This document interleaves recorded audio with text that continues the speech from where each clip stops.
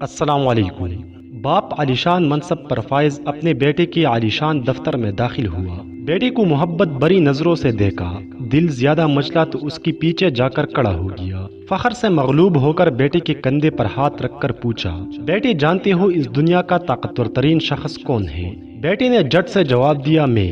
باپ کو حیرت سے ایک جھٹکا لگا، تاکید کے لیے ایک بار پھر پوچھا، بیٹی اس دنیا کا طاقتور ترین شخص کون ہے؟ بیٹے نے بالکل پہلے جیسی متانت اور سکون سے دھیمی لہجے میں جواب دیا، میں۔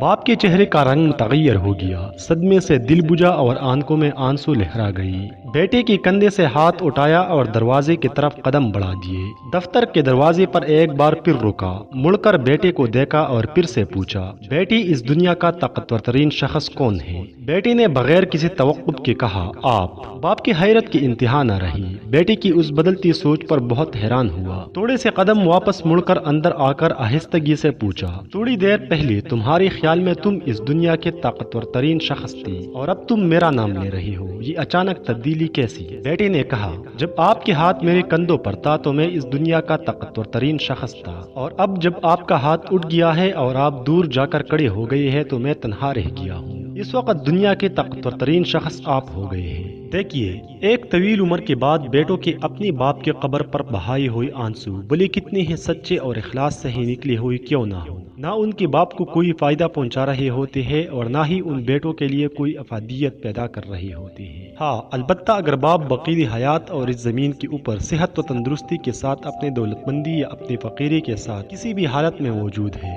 وہ اپنی اولاد کے لیے اللہ کے بعد طاقت اور ملجا کی سند اور امن و امان کے ضامن ہیں۔ مبارک ہو ان خوش قسمتوں کو جن کے والد زندہ ہے اور ان سے راضی بھی ہے۔ والد کی قدر کیجیے، ان کا سایہ آپ کے لیے ٹھنڈی چاو ہی نہیں اور بھی بہت کچھ ہے۔ دیوائی صاحب مجاہد کے معزز خواتین و حضرات، یہ تھی آج کی ہماری ویڈیو، امید کرتے ہیں آپ کو پسند آئی ہوگی۔ اگر آپ کو پسند آئی ہے تو اس ویڈیو کو فوراً لائک کریں اور ہمارے چینل کو سبسکرائب کر کے گھنٹی کے نشان کو دبائیے۔ اللہ حافظ۔